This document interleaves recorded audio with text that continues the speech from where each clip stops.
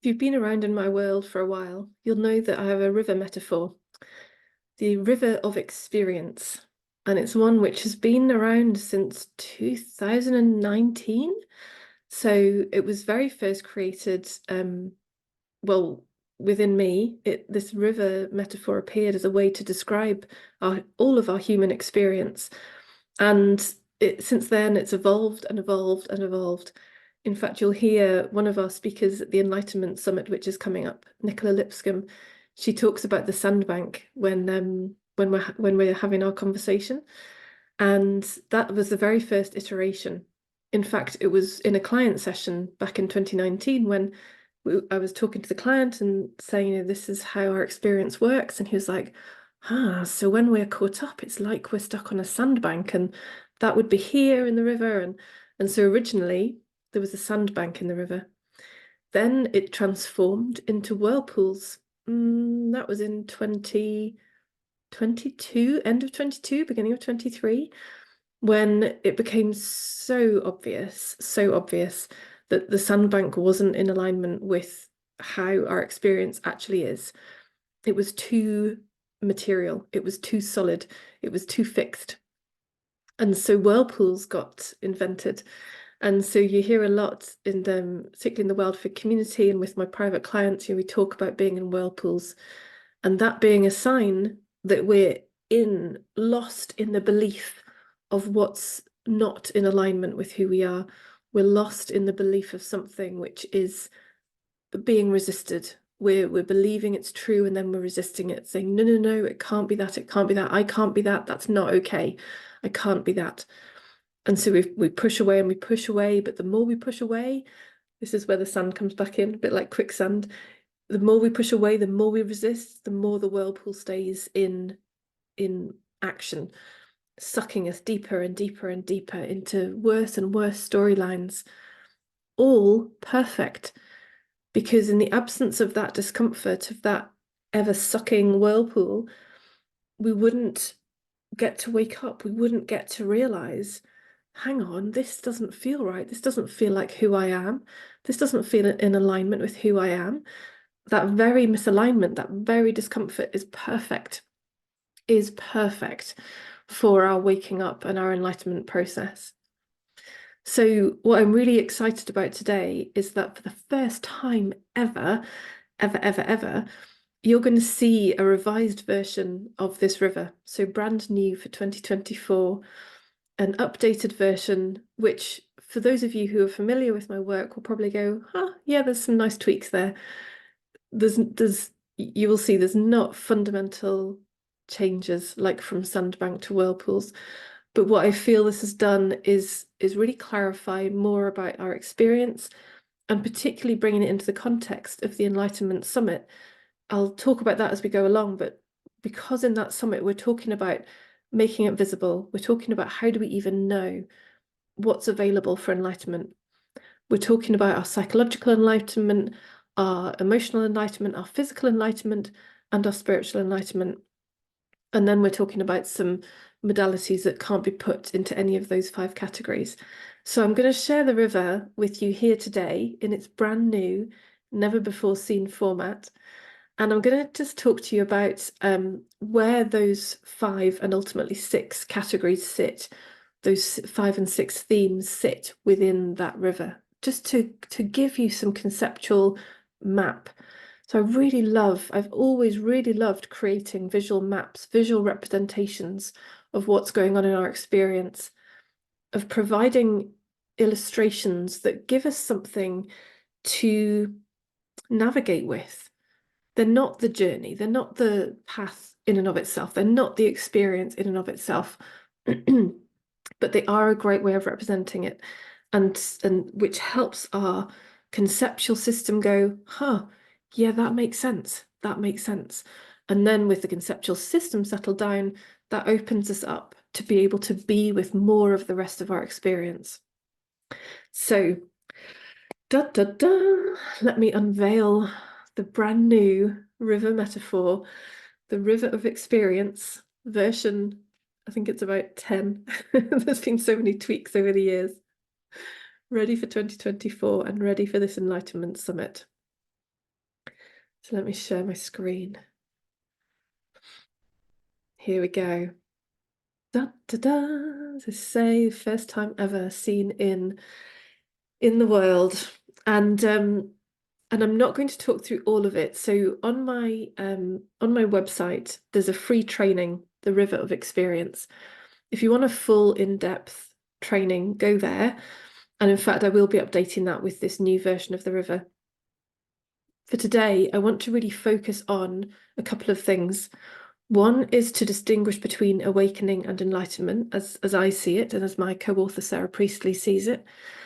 And then I want to highlight where these 5 and ultimately 6 themes are, and why they're relevant to our enlightenment process, and why, therefore, they're the themes of the Enlightenment Summit.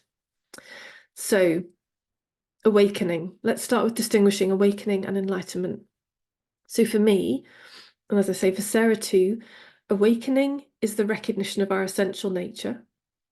Enlightenment is the clearing up of all the conditioning that we've collected in our system that is the resistance against who we naturally are as a person. So they're 2 quite different, but totally, totally connected processes. So the recognition of who I really am, my essential nature, is the recognition of this, which is represented here before the river. Because we talk about that, who we are is before all content.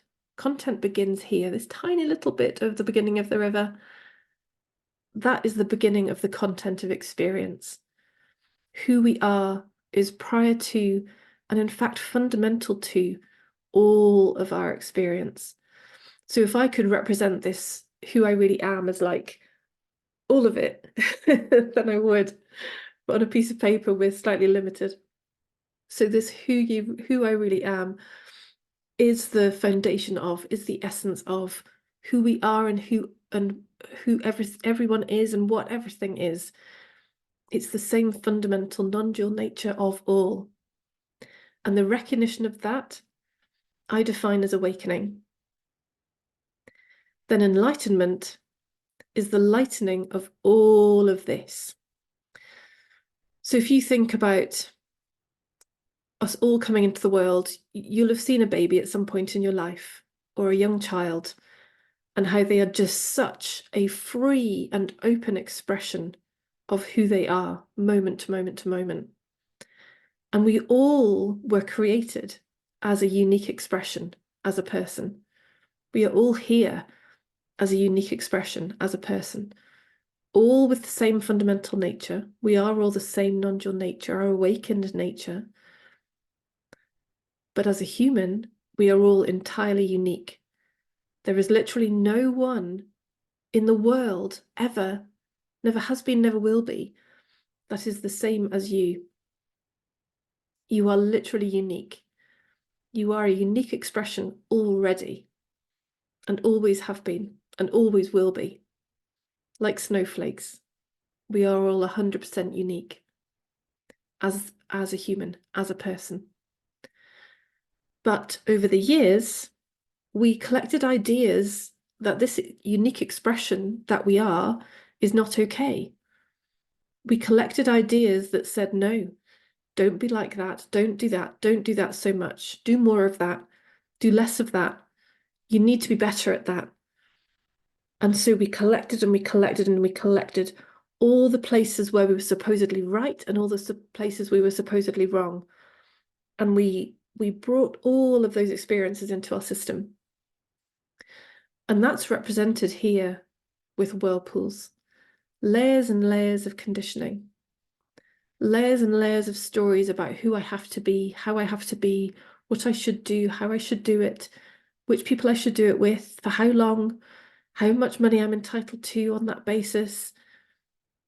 What's the deal around giving and receiving? What am I allowed to give? What am I allowed to receive?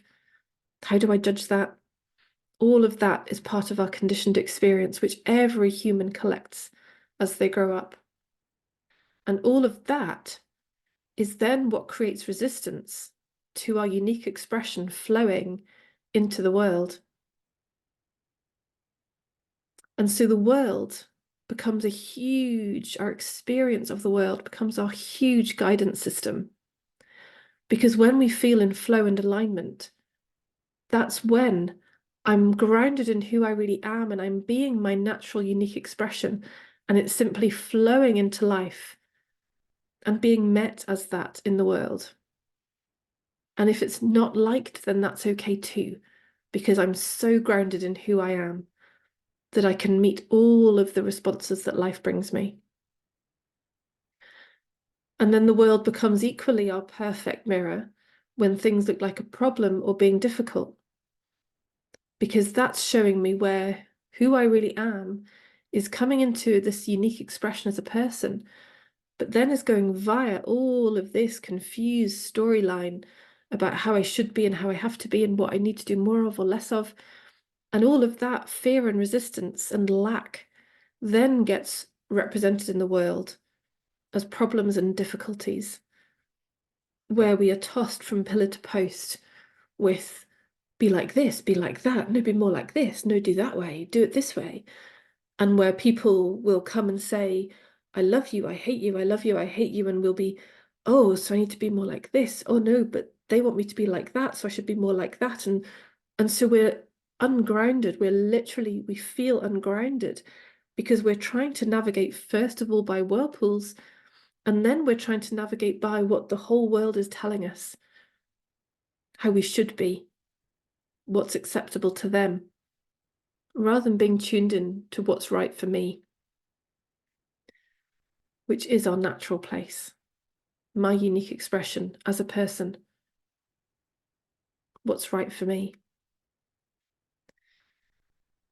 And what we really want is the feeling of being in alignment with this and being in alignment with all of our experience that arises as we flow downstream from there.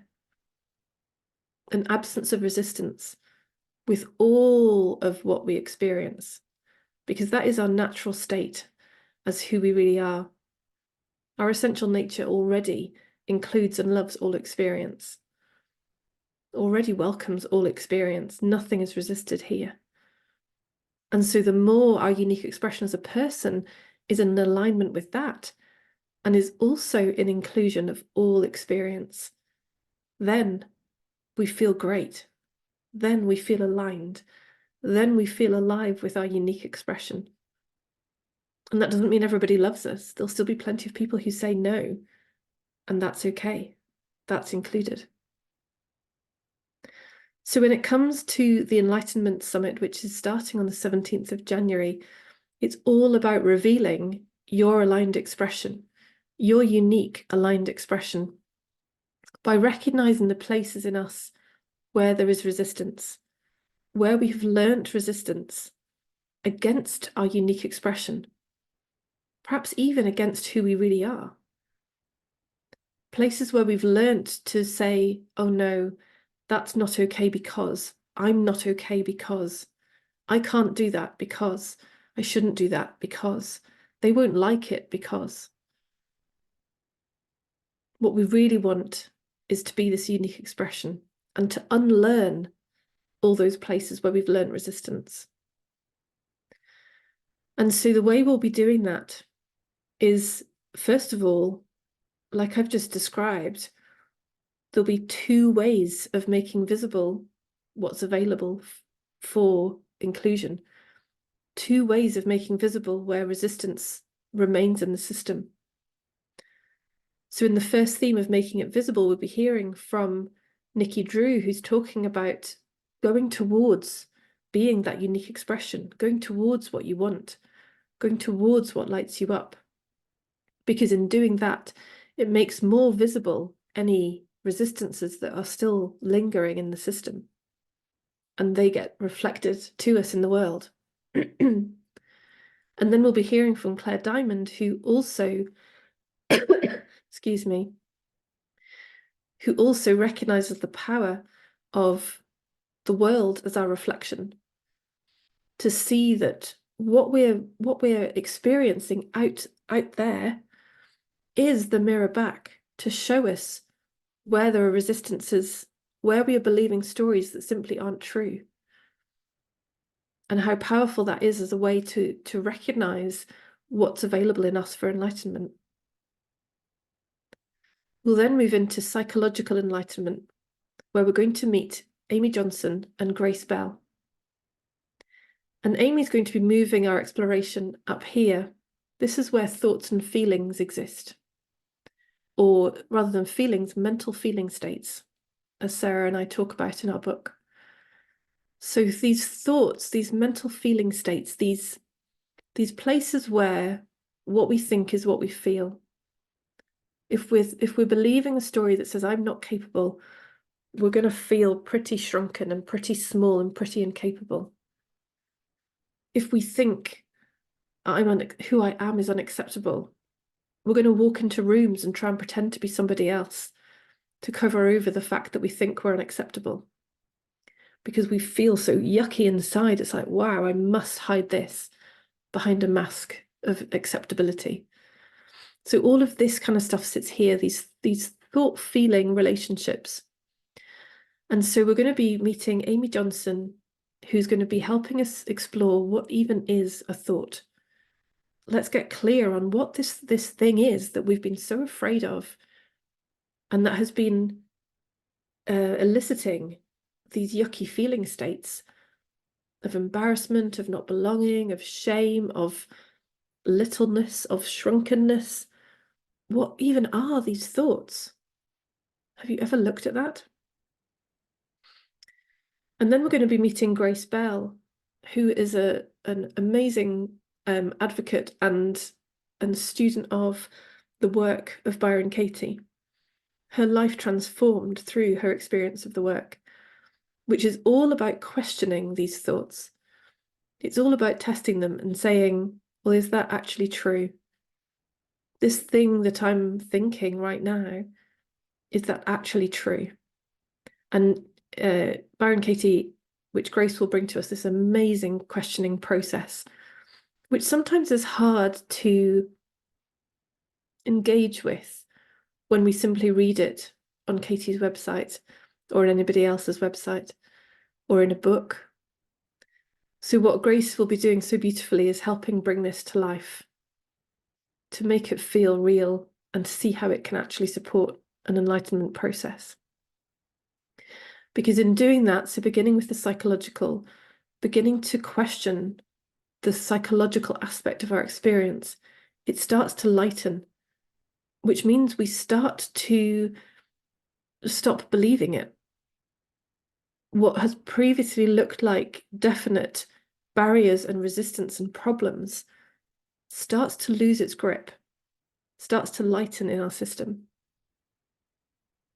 And that's amazing, because then what often happens for people, if this is the pathway they follow, beginning with the psychological, what often then happens is feelings and emotions become available to be seen, to be understood, to be included, which is all that we're ever really doing with enlightenment. And so, as I said a moment ago, there's this thinking and feeling system that exists around here where we're feeling what we think. We're feeling the belief of those thoughts. But very often, this is begun from the experience of an emotion. And this is brand new for 2024, the representation of emotion in this river of experience. Because emotion is a natural movement through our system. E-motion, energy in motion. It just flows, it just moves, it just does that. But when we were younger, we were taught that there were certain emotions that were acceptable and certain emotions that weren't. And that was where a lot of our whirlpool thought-feeling experiences began. Because now instantly I'm being told I'm not okay for feeling what I'm feeling. This emotion is not okay. This emotion is not acceptable. And hence began a whole bunch of storyline around me and what's okay about me and what's not okay about me and how I have to do something about the bits that aren't okay.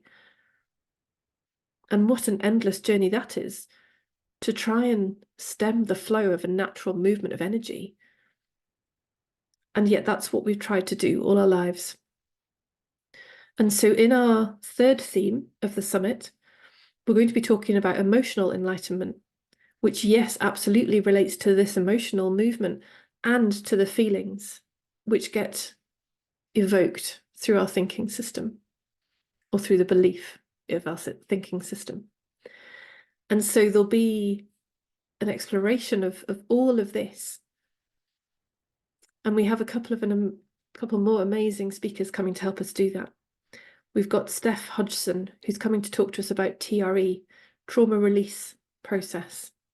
Shaking, if you've ever come across that, the process of shaking to support the system to lighten from the tension and contractions that have been built around our feeling and emotional system, to give these space and movement as they are naturally designed. And we'll also be meeting Ilona Twinite, who's bringing her deep looking process. And that's a way of getting really beautifully into relationship with this feeling and emotion system.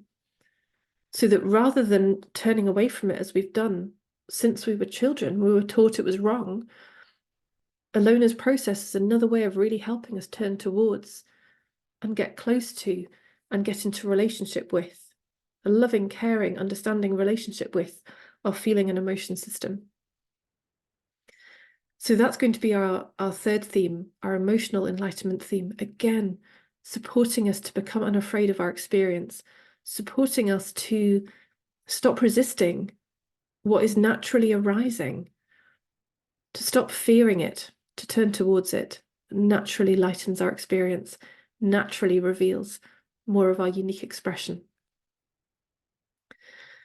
So that's our third theme, the emotional enlightenment. Then we'll be moving into the fourth theme, physical enlightenment, which brings us down here into the world of form. The physical body exists in the world of form, whereas everything before this is kind of, I guess, a bit more ethereal, less tangible. So now the body, the physical experience, can sometimes be the first place people go, as you'll hear some of our speakers say in the summit, but sometimes it can be one of the last places we go. Sometimes it can be the part of us that shouts the loudest because we've not heard any of the previous messages. Sometimes the physical body shows up with aches and pains, chronic conditions sometimes which doctors can't explain and can't help with, Western medicine can't help with. And so then we move towards explorations like this that give us opportunities to move towards the body in a different way, in a way that opens space and again opens movement and allows us to meet the body with where it is and with what it wants to share with us. So for this theme, we're going to meet Emily Phillips, who's bringing us the capacity of using sound to express the body. Not like traditional singing, not necessarily even words, but making the sound that the body wants to make. Really meeting it in its often pre-verbal state so that it can be expressed and it can be heard. We're also going to meet Anna Sagar, who's an embodiment breathwork guide. Embodied breathwork is very different from the transcendental breathwork that's often seen around now. There's nothing wrong with transcendental breathwork, but what we're interested here in this summit is embodied breathwork, where we use the breath to come down and inwards, again to meet the body where it is, to breathe life into parts that perhaps have got stuck or stagnant, a bit like these whirlpools that have then inhabited the body, so that there's a stuckness in the body which wants to be released and relieved of that contraction. So Anna's going to be guiding us and supporting us with that. Then in our fifth theme of the summit, we're going to meet two speakers who are going to be bringing us right back up to the top of the river, right back up to where the awakening conversation sits. As I said before, awakening and enlightenment really are a very connected, the same thing really, almost looked at through two different lenses. So in our spiritual enlightenment theme, the fifth theme, we're going to meet two speakers who are introducing us to two different ways we can come to know who we really are. We're going to meet Sarah Priestley, who's my co-author of the Complete Book of Awakening that you can see there on the shelf. Sarah's approach, my approach to awakening, is the direct path approach of self-inquiry. And so Sarah's bringing us that, introducing you to that if that's not something you've ever come across before, but a way for us to recognize right here, right now, who we really are without needing anything else. That's really what we're doing whenever we recognize our essential nature. We're recognizing who we are without having to refer to anyone or anything else, because it's always here right now. But then also with this spiritual theme, we're going to meet Nicola Lipscomb, who's had more of a progressive and has more of a progressive path approach with meeting that spiritual nature. One which has been much more meditative, much more tuning in, going within, much more, in fact, being with all of her experience, an enlightenment journey, which has revealed more and more of her awake spiritual nature, which is really what a progressive path is. It's often a process of enlightenment practices and approaches and ways that in the lightening and the lightening and lightening of that river experience, then our awakened nature gets revealed and seen more clearly. So we'll be looking at that in theme 5, because that is the ultimate unconditional love that supports an increasing capacity to enlighten all of this human experience. The more we awaken, the more easily we enlighten. The more we enlighten, the more easily we awaken. Or the more we realize our awakened nature. So, yeah, so theme 5, spiritual enlightenment, we'll be talking about our essential nature, our essential spiritual nature. And then theme 6, we have a couple of speakers who just could not be defined into one of those categories. I mean, in truth, you're probably already seeing that these 5 themes I've talked about so far, they're not really separate. The minute we're in connection with the body, we're going to be supporting the enlightenment of the thoughts and the feelings and the emotions just naturally. And then that in itself is going to reveal more of our awake nature.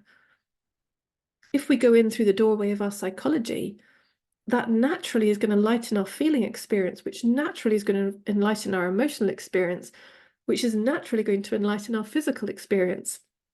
Again, which is all going to more easily reveal the truth of our essential nature. So although these 5 themes I've talked about so far appear separate, they're really not. These are all doorways into the same one system. They're all different doorways, but they're all one system. All of it appearing and in the experience of who we really are. So, but that said, we are using those 5 doorways as ways to illuminate. Look, here are some ways you can get into this exploration. Here are some ways, here are some doorways, some ways in, some entry points that can help you recognize more of the truth of all of who you are and include all of who you are, and therefore enlighten your experience and therefore reveal more of that aligned expression. But as I say, the 6th theme couldn't be categorized into any of those 5. So this final theme, the holistic themes, we have 2 more amazing speakers. Imogen Sita-Weber, who is bringing us, I was about to say energy transmissions, because that's what I call them, divine light transmissions.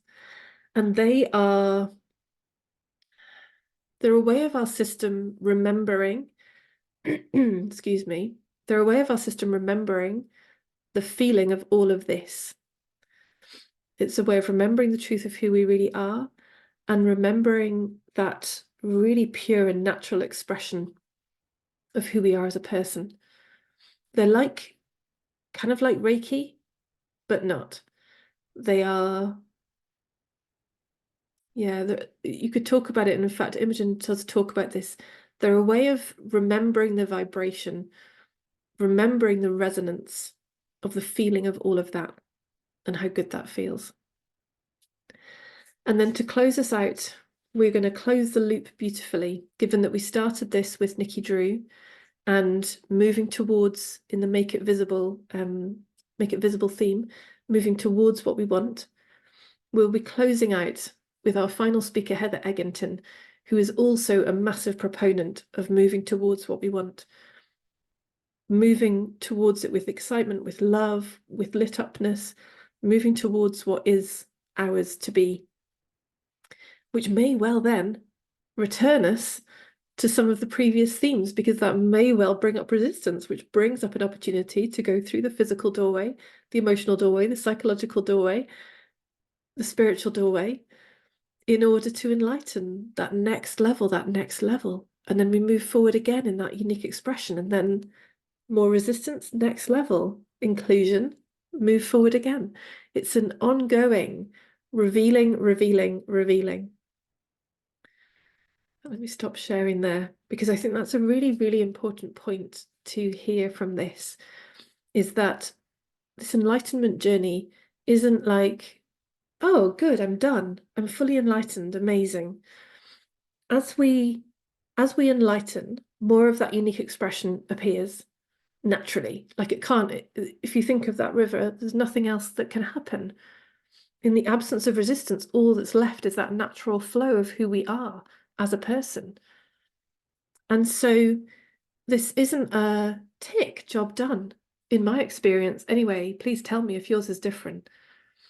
It's an ongoing reveal some more, and then some new resistance will show up, or the old resistance in a different form. And so we turn and we love that. And then more of our unique expression shows up, and then that resistance shows up again. And so we turn and we love that, dropping the resistance, and then reveal more. It's a revealing, revealing, revealing. As far as I can see, without end. I don't know yet. I've not got to the end yet. But it looks to me like an ongoing journey. And so when we're moving in this this process and using these doorways, it's not like, oh yeah, my physical journey is done. I can tick that box and say finished. Your physical doorway might be the doorway today, and it might be your doorway again in 3 years' time. And in between that, you might have a psychological doorway, then you might have a spiritual doorway. Who knows? But the point is that we start to recognize that the resistance and the things in the world looking bad aren't here to tell us that things are bad. They're here to say, turn around, turn within, turn with love towards yourself, towards all of this experience. And by providing this suite of modalities and techniques and tools and approaches through this summit, it's giving you that kind of, that smorgasbord, that sweet shop, that candy store for our American friends, that opportunity to pick and choose and say, well, this is the doorway that feels like the right doorway for me just now. So that's the one I'm going to go through. And then it's the perfect one. So I really hope you love the new river image. I really hope that's helped illustrate why we've got these 6 themes in the Enlightenment Summit and their purpose and how it works, like why that works as a process. How the perfection of all of these different doorways lead us into the resistance that is simply blocking that flow of the river.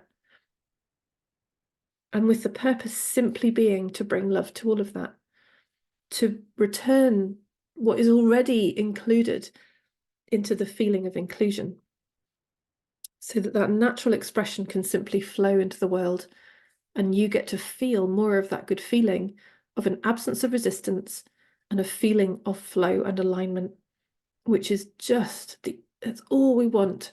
That's all we want, no matter what we're doing, no matter who we're doing it with. What we really, really want is that feeling of an absence of resistance, a feeling of flow. And then all the rest that comes, the people, the work, the achievements, and the failures become secondary to that, which is their natural place, their natural way. It's how we're designed. So I hope this has been valuable to you, not least to give you an insight into that river metaphor and a sense of why and how it shows everything about your human experience, as it has been and as it will be. And also to give you an insight into why the Enlightenment Summit is structured the way it is, and why each of the speakers that are coming, why their particular tool, technique, modality is so valuable to this whole process, and how they kind of all fit together. They all play a part. They are all part of this whole. And the only way is your way. The only way from there is your way. So thank you so much for watching. If you're interested in joining the Enlightenment Summit, then the link is below or wherever you came across this video. If you can't find it, of course, get in touch and we'd be delighted to share it with you. And let us know any questions. If there's anything that's not clear that you want to know more about, that you don't think makes sense, we'd really love to hear from you.